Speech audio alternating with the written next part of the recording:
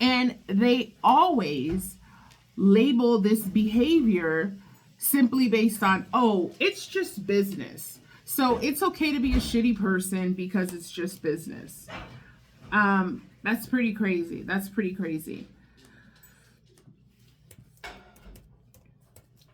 Pretty crazy, okay? I want to read a couple of these things. And I was reading this article in the Associated Press. And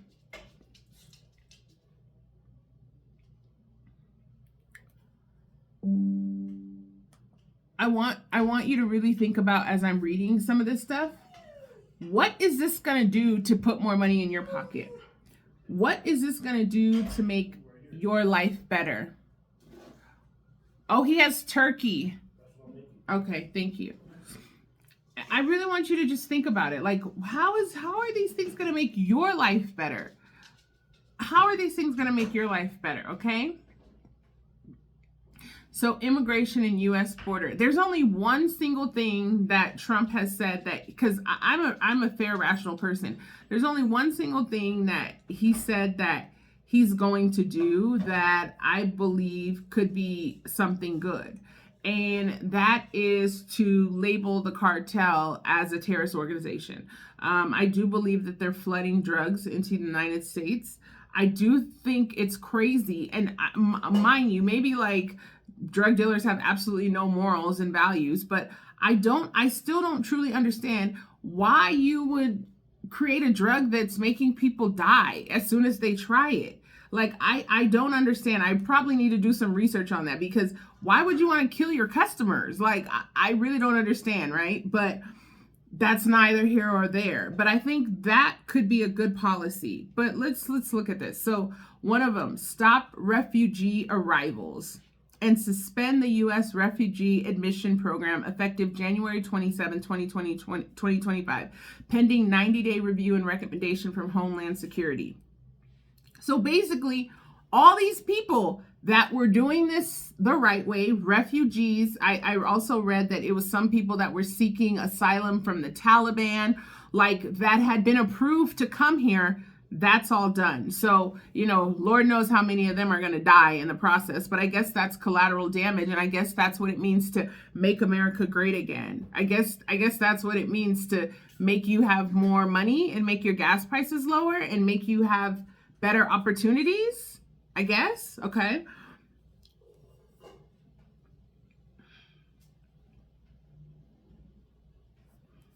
Now we know he's doing all the border stuff, right? But redefine birthright citizenship. Now, I think that a lot of people, and I'm so blessed and I'm so thankful that I have a life that allows me the opportunity to go down to the Capitol at 11:30 on a Wednesday. But I know a lot of people don't. And so there's a lot of people that don't even understand, like, what birthright citizenship is. And it's something that's in the 14th Amendment. It's a part of our Constitution. And Trump says that children that are born in the U.S., they're not a citizen if the mother does not have legal immigration status, or if the country legally but only or enter the country legally but only temporarily. So literally, when I was born, my mom was not a permanent resident. She was literally on a visa.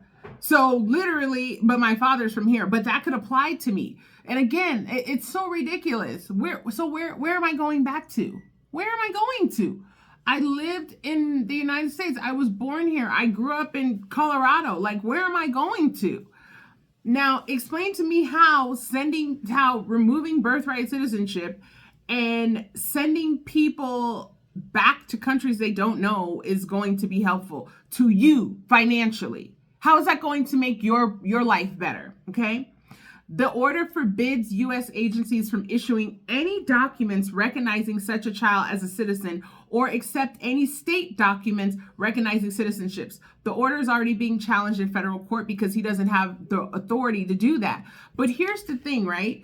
if you're a God-fearing person, if you just believe in God, so you're going to tell me that a child that was just born to a woman that's most likely in poverty, that's trying to figure out her life, that's fleeing some horrible situation in another country, she and her baby should be deported back. To where? To do what? How is that even, I mean, and all these right-wing, people and, conservatives, how is that Christian-like? How is that godly? Like, that doesn't seem like God to me. As a matter of fact, it's not. It's quite devilish. It's quite devilish, okay? Stuff happens. That's why AAA quite devilish. Assistance is AAA Laga. Okay, let's see what else we have here. Because you're stuck in a rut, literally. Okay. Now this is this is the thing. You know how much taxpayer money this is going to cost? So prioritize continued construction of the wall. I know a lot of people want that, right? Direct the Attorney General and Homeland Secretary of State to create Homeland Security Task Force in all 50 states, comprising of state and local law enforcement, charged with ending the presence of criminal cartels for gangs and transnational criminal organizations. That's the only thing I think could be something of promise, okay? Let's see here. Require collection of DNA samples and fingerprints from immigrant detainees, okay? I mean, we're doing that with our own people, so that's not so bad. Forbid so-called catch and release, which allows some migrants to remain in the U.S. while awaiting their immigration proceedings in favor of detention and deportation. So you catch anyone, you're deporting them. I mean, this stuff is going to cost massive amount of money. I just want to understand, and I want to be challenged on this. How is this going to make your gas prices lower? How is this going to make your life better? How is this going to make minimum wage more? How is this going to reduce the cost of higher education? How is this going to reduce the cost of housing? I mean, how is that going to reduce? How is that going to make your life better? Because it's all rooted in hate and fear. Direct Homeland Security to immediately devote resources and secure contractors to construct, operate, control, or use facilities to detain removable aliens. Okay, so we're kicking people out. We're building more jails. That's going to make your life better. Because the United States is up there in the top 10 of infant mortality, mental health, jails, crime. Like, these are the things that it's like, how are these things going to make your life better? But you know what? Whoever gets these contracts, it's going to make their life better. And I guarantee you it's going to be some of Trump's friends. You're not going to get the government contract. You know why? Because all of the women, all of the Hispanics, all of the blacks, all of the LGBTQs, anyone that's in these protected classes that benefited from DEI, and I want to continue to say this, white women benefit from DEI more than anybody because they have husbands that have money that back these businesses and put them on applications. And usually the way this thing goes is the person with the most money wins. So small Black organizations, Hispanic ran organizations, LGBTQ organizations, a lot of the time, even on a federal level, they're fighting over the scraps while the white woman that's supposedly, a woman and minority owned business that has the husband that has millions of dollars, but now she has this woman or minority owned business status is receiving this contract. And to be quite honest, I'm very disappointed in y'all. I am very disappointed in y'all. And that's a whole nother topic. But like, do you guys understand that you wouldn't have rights had it not been for the civil rights movement? Had it not been for Martin Luther King? Had it not been for W.E.B. Du Bois? Had it not been for Frederick Douglass? Like, Black men were given the right to vote before women. So you had rights at the very end. So for you all to act like now, and not all, but 50%, the majority of white women voted for Trump. So for you all to act as if for some reason, like, you're not a part of benefiting from being a protected class is wild to me. Okay. Let's keep on seeing what he wants to do. All these things to no longer allow people to come into the country. Oh, this one is pretty crazy, right? Repeal a Biden order requiring planning for the effects of climate change on world migration patterns. So how does removing us from the Paris climate, how does removing us from, a treaty where we're supposed to be trying to make the environment a better place, how does that make your financial life better? How does that make your resources better? And then he's saying all this money that the government's going to be saving. I want you to know you're not getting that money, right? Those government funds are going to be redispersed to his friends to do government contracting. But okay, maybe it makes your life better.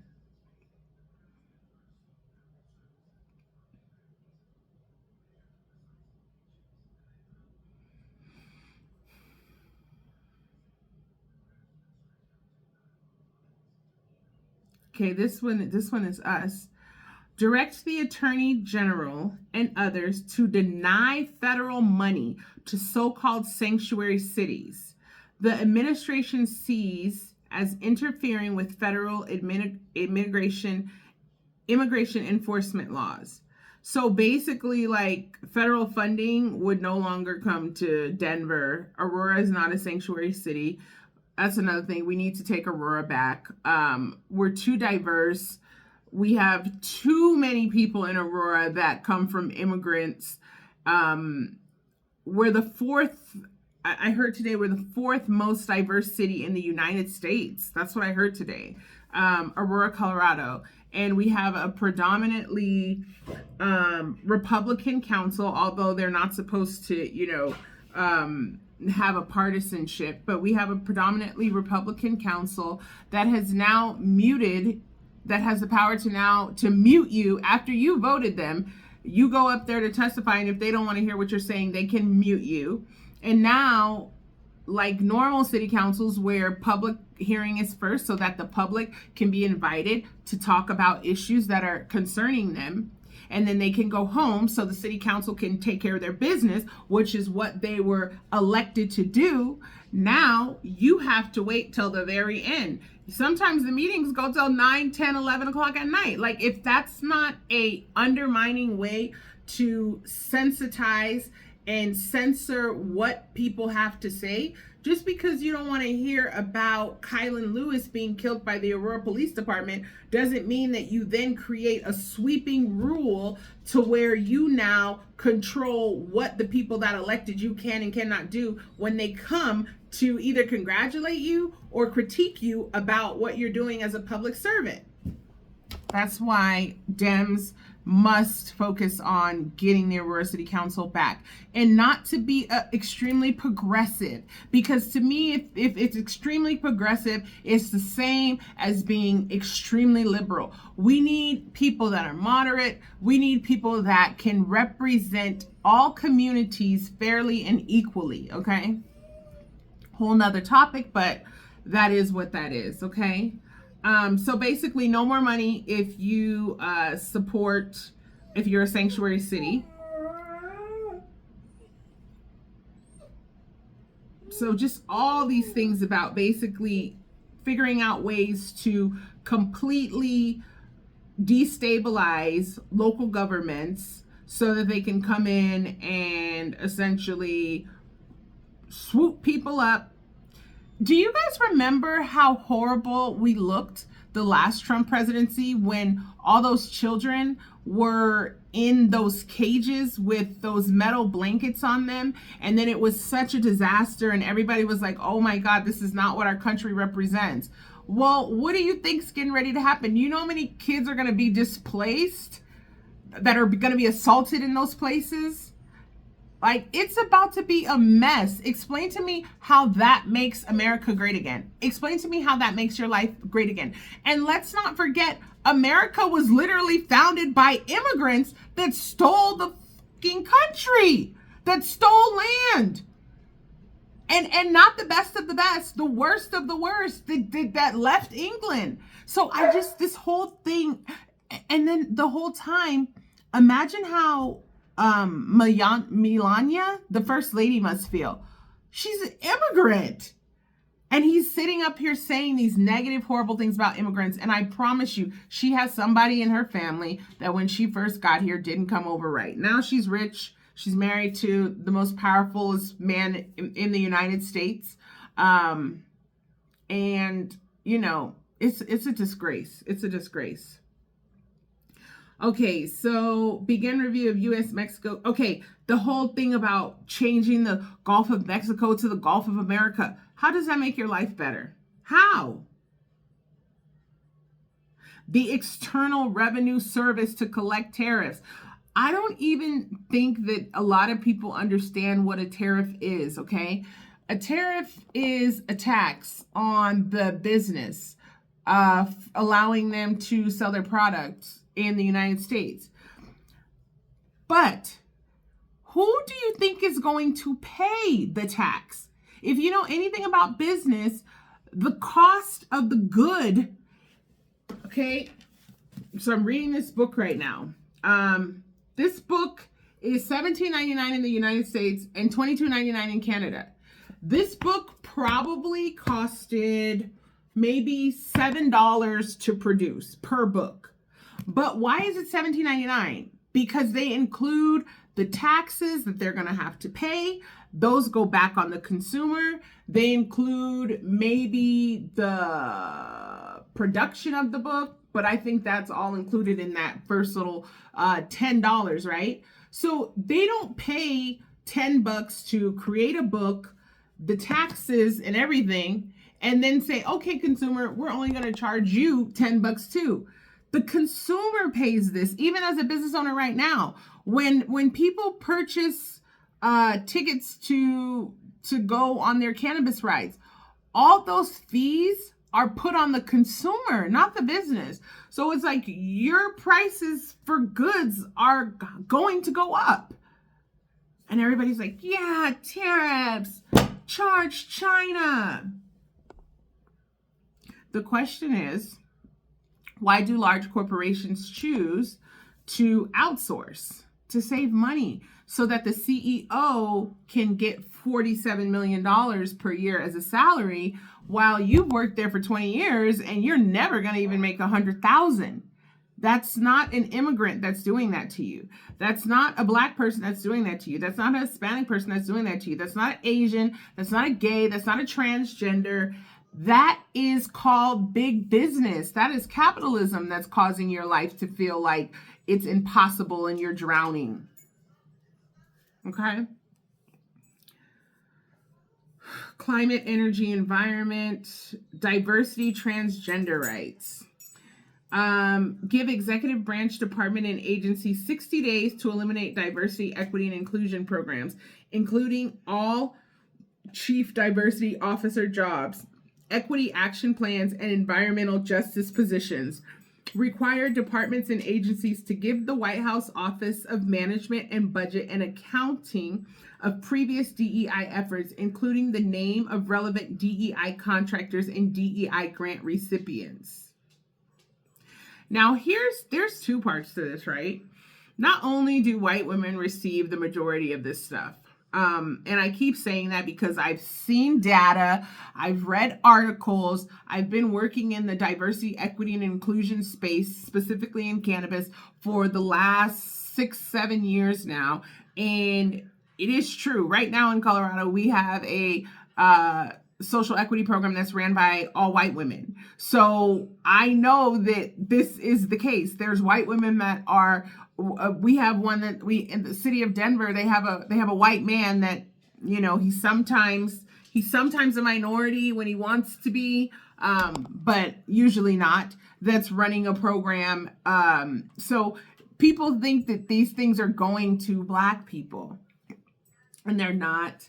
They're really, really not. And the second thing about this too is, you see, the only way to true freedom, and I'm going to end on this because there's another video and I have to attach it and then I have to edit it, and I think we're at 30 minutes.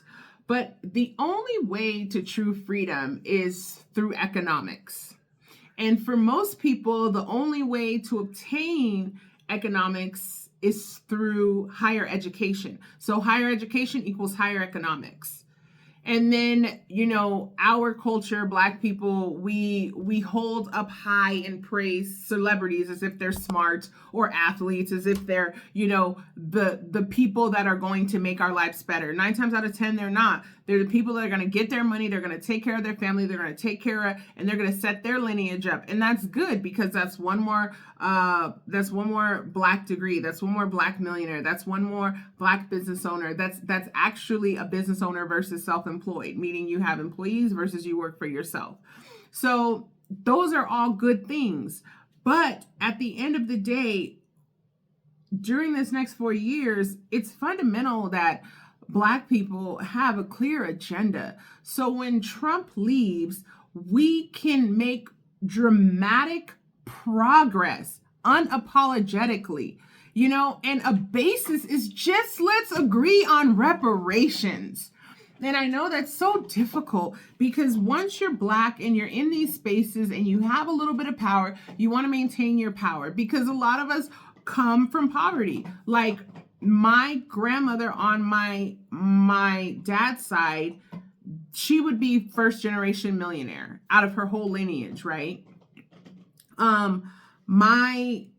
You know, I will probably also be able to hit that mark. Actually, I will be able to hit that mark. That's my absolute goal, to be a millionaire, and not just a millionaire one time, but a millionaire consistently and have millions, right? But you have to think about it. Like, we don't come from wealth and money. And so these things are just starting to happen. But we seriously need to focus on business. We need to focus on having a clear agenda, and we need to focus on how we put money in the pockets of our organizations, so that when we get leaders that are in power, we don't have to feel like they're selling out because they can't do what they want to do for us, because we don't have the funding to back the things that we need to happen. And so we definitely need reparations. Like, as a people, if we can just agree on that, we've got far. I've seen people so many times say that we don't need reparations. And it's just like, what would make you say that? What would make you say that? If every other person that's came to America, Asians got money. There's other classes of people that have received money. I don't know all of them, and I don't want to speak from a place where I'm not educated, but I know that people have come to America and people have received funding. What is so bad with funding for the lineage and for the people that our ancestors built the country? And I don't understand why. And so, you know, to all my Black people, again, the world's not going to end. If you're Black and you voted for Trump, great, you're being controversial, but I hate to tell you, you're never going to be welcomed into white supremacy. You'll be used by white supremacy.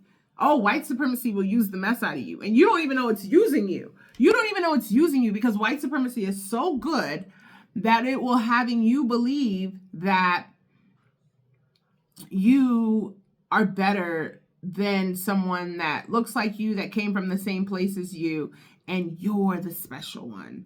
I'm sure a lot of people have seen it. It's a show, and even Maya Angelou. A lot of people have talked about, you know, the Black middle class and the Black conservative, and how, you know, when they get in these positions, they become just as the white man as well. Well, that is the power of white supremacy. White supremacy has you believing that Donald Trump is your president and he's gonna be great for you, but you're not stupid.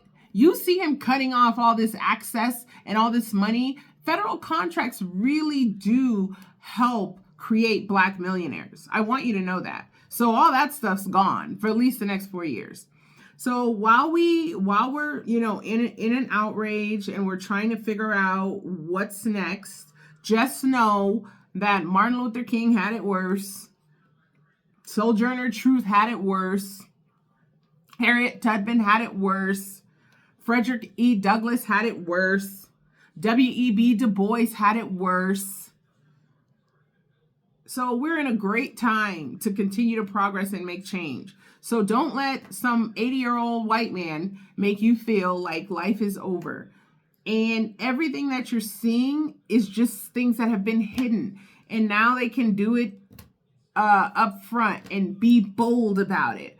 But it's not going to last because you can't change progress, and America's a melting pot. So stay strong. God bless you. Let's make sure we're sending lots of prayers to God because people are going to need it.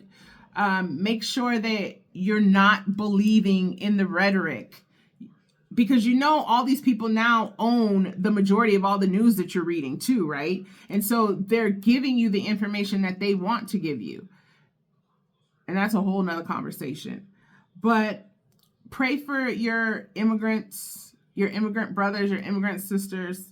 If you are an immigrant, know that I'm a child of an immigrant, so I'm with you. Anything that I can do to help, I will. Talking about it, showing up, creating policy, maybe. I'll try to do my best to be a servant while I'm here on earth and to do things that are for the better of the people. And Black people, let's try to have an agenda. We have 4 years of complete fuckery that's about to be happening to tear down every opportunity to give us a strong economic base. So let's try to have an agenda, okay? That's it for me. All right. Thank you for tuning in to Use a Lie podcast. I'm your host, Sarah Woodson, where we face it, we heal it, because you cannot heal what you lie about. God bless you. Have a good one.